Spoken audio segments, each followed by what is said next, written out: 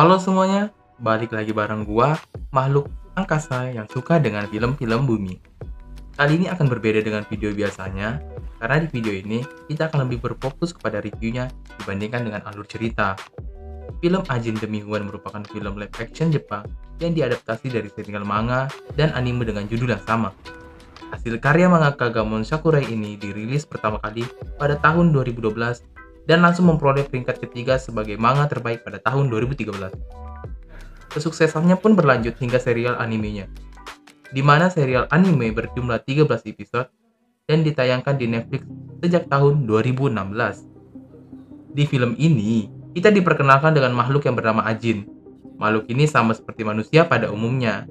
Yang membedakan dengan manusia normal adalah kemampuan khusus yang mana mereka bisa hidup kembali setelah terbunuh. Film ini mengikuti petualangan Kei Nagai yang baru saja mengetahui kalau dirinya ternyata seorang Ajin dan menyadari bahwa selain dirinya masih ada makhluk Ajin yang lainnya. Sayangnya, tidak semua Ajin memiliki rasa kemanusiaan seperti yang dimiliki oleh Kei.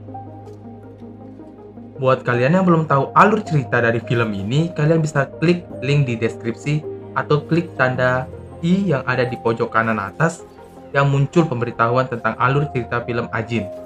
Dalam video ini mengandung spoiler, jadi kami peringatkan untuk spoiler warning buat kalian yang masih ingin melanjutkan. Bawa anak kecil ke rumahmu, tapi kamu keluar bareng teman. Ini detail kecil dan review live action Ajin Demi Human. Check this out. Intro.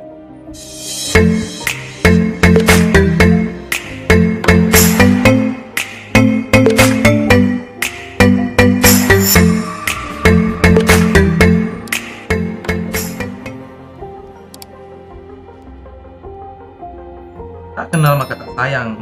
Untuk kali itu, kita akan berkenalan dengan para karakter yang ada dalam film ini. Pertama ada Takeru Sato sebagai Kei Nagai, merupakan main karakter film dari Ajin. Kemudian ada Gao Ayano sebagai Sato, ada Tetsuji Tamayana sebagai Yu Tosaki, ada Rina Kawai sebagai Izumi Shimomura, ada Minami Hanabe sebagai Eriko Nagai, yang merupakan adik perempuan Kei. Karena terlalu banyak karakter di sini, jadi saya hanya menyebutkan itu aja. Males gue baca yang lain, oke? Ajin berfokus pada cerita seorang anak muda yang bernama Kei Nagai setelah mengalami kecelakaan akibat tertabrak truk. Hidupnya pun berubah, tetapi dia bukan masuk isekai. Kei menyadari bahwa dirinya adalah seorang Ajin, manusia abadi yang dapat bangkit setelah dari kematian. Akibatnya, dia pun diburu dan dinyatakan sebagai spesies yang berbeda dari manusia biasanya. Identitasnya pun yang sudah terungkap membuat Kei tidak bisa lagi menjalani kehidupan normal. Dalam perjalanannya, Kei bertemu dengan Sato, seorang Ajin yang memilih jalan kekerasan untuk mencapai keinginannya. Awalnya Sato berniat untuk membebaskan Kei yang menjadikan kelinci percobaan oleh pemerintah dan mengajak Kei untuk bergabung dalam kelompoknya. Namun aksi Sato yang membunuh tanpa ampun tidak dapat diterima oleh Kei. Akhirnya Kei pun memutuskan untuk melarikan diri tanpa bergabung dengan Sato. Sebelumnya Ajin Demi Human telah diadaptasi dalam bentuk serial anime dan beberapa OVA. Seluruhnya sukses dan mendapatkan review yang positif. Begitu pula dengan film live actionnya kali ini. Hampir semua aspek yang terdapat di dalam manga tergambarkan dengan lumayan detail dalam filmnya.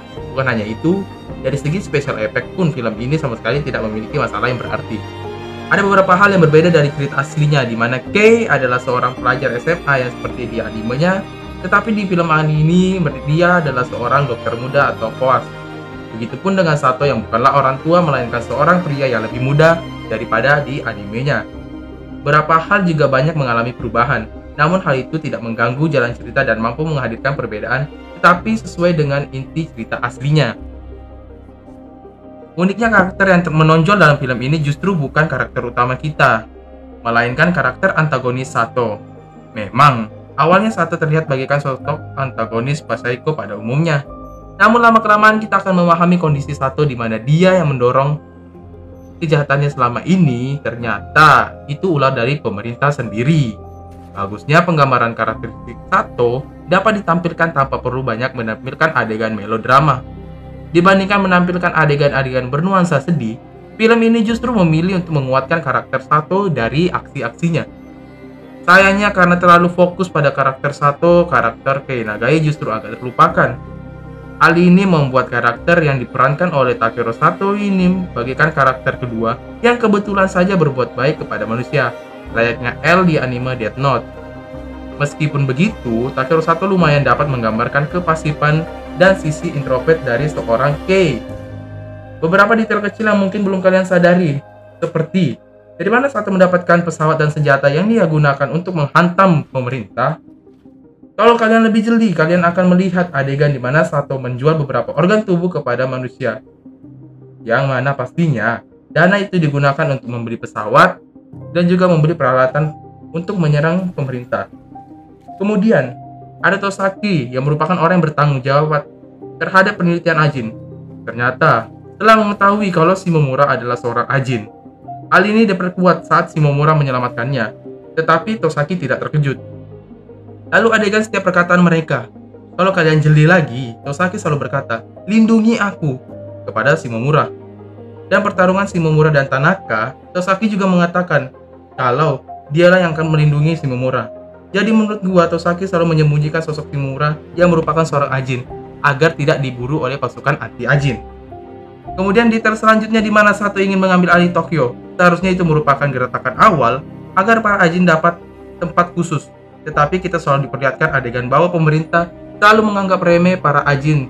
Jadi Sato mengubah tujuannya, di mana dia ingin seluruh manusia merasakan kesakitan yang dia alami selama menjadi uji coba dari pemerintah yang membuatnya hidup mati berulang kali. Hantu milik Kei Nagai adalah hantu yang unik. Sato juga memujinya saat pertemuan pertama mereka. Kekuatan hantu milik Nagai ini bisa dipanggil lebih dari sekali, walaupun memang secara pertarungan masih kalah dibandingkan hantu milik Sato.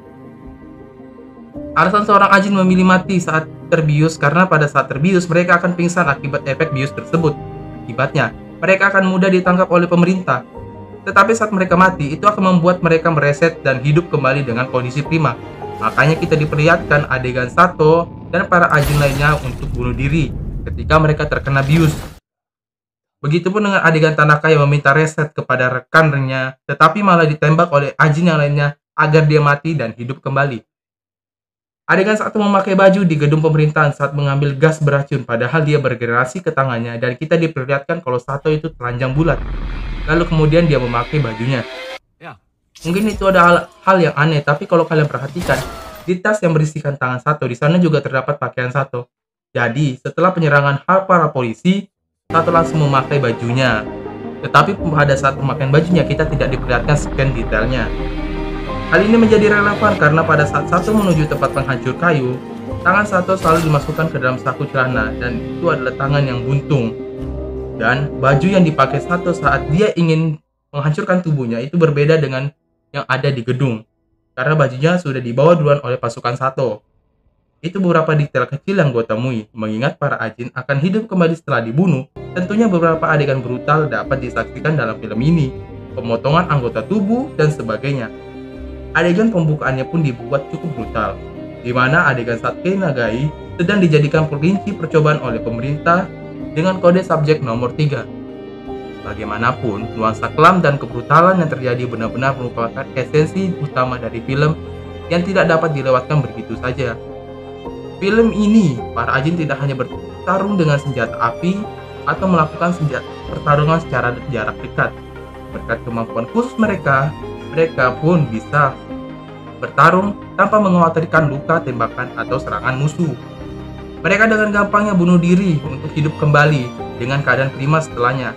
Salah satu adegan aksi yang membuat para Ajin bersinar adalah saat mereka bertarung dengan manusia, di mana para manusia seakan-akan tidak berdaya jika harus berhadapan dengan para Ajin.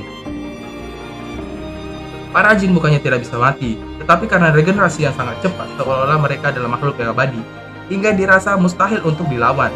Cara mengalahkan Ajin dengan membiuskan mereka, hingga mereka tidak bisa bergerak.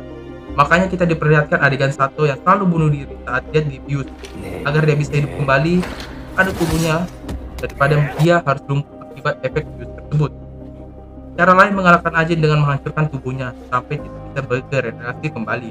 Karena itu juga efektif dalam membunuh Ajin seperti yang dilakukan pasukan anti Ajin. Selain pertarungan fisik, salah satu elemen penting dalam film ini adalah pertarungan strategi antara Kei Nagai dan En, yang merupakan main karakter kita dengan Sato. Keduanya saling berusaha mengimbangi satu sama lain dengan kecerdikan dan kepiawaian mereka dalam melakukan strategi. Kadang, strategi yang dijalankan tampak sangat tidak masuk akal, namun terasa efektif. Inilah yang membuat film ini bukan hanya menjadi sebuah film yang dipenuhi dengan aksi-aksi semata. Bisa jadi kalian akan merasa terkesan akan kemampuan Kei dan Sato dalam hal memanfaatkan kelemahan lawan. Hal yang patut diapresiasi dalam film ini adalah aksinya yang berhasil ditampilkan dengan sangat memukau. Katanya, live action Jepang kurang mampu menyayangi aksi yang ada di manga ataupun animenya. Namun kali ini berbeda. Ajin dapat dikatakan melebihi apa yang sudah ditampilkan oleh para juri aslinya. Bahkan bisa dikatakan, aksinya ini udah setara dengan film blockbuster milik Hollywood. Pertarungan dengan menggunakan kemampuan riset, di mana para Ajin membunuh diri mereka sendiri untuk hidup kembali, berhasil dimanfaatkan dengan baik. Penonton seperti tidak diberi kesempatan untuk bernafas, seperti saya yang sedang membaca teks ini. Dengan aksi tembak-tembakannya instan dan pertarungan jarak dekat yang brutal, dijamin adrenalin penonton juga akan terikut terpacu. Menggunakan efek CGI dalam film ini juga terlihat halus dan berhasil dieksekusi dengan rapi.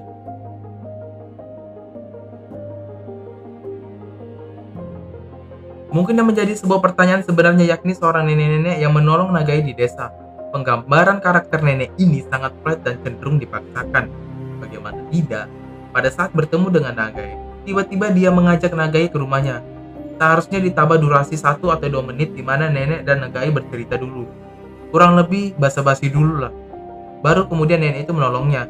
Jadi agak masuk akal dibandingkan dengan baru bertemu, langsung mengajak ke rumahnya. Hanya gara-gara melihat bajunya Nagai yang lusuh. Ya, walaupun sih dijelaskan kalau nenek tersebut hanya membantu orang yang kesusahan, tetapi tetap saja itu terasa aneh. Seharusnya ada pemberincangan di awal sebelum dia menolong Nagai. Secara garis besar, film Ajin Demi Human merupakan film yang lumayan menyenangkan untuk disaksikan. Apakah bagus? Jelas. Dan sangat rekomendasi untuk kalian semua. Meskipun ada beberapa hal yang berbeda dibandingkan dengan serial manga dan animenya. Namun selain Gintama dan Blade of the Immortal, film ini juga dikategorikan salah satu film adaptasi manga terbaik pada tahun 2017. Walaupun masih ada beberapa hal yang harus diperbaiki. Bagaimana menurut kalian? Mari diskusi di kolom komentar. Siapa tahu kalian menemukan hal unik di film ini atau ada film lainnya yang ingin dibahas. Pendapat kalian sangat berguna dan pendapat saya tidak menurut tepat karena ini hanya sebatas pendapat. Jadi silakan komentar untuk film yang ingin dibuat alur dan reviewnya.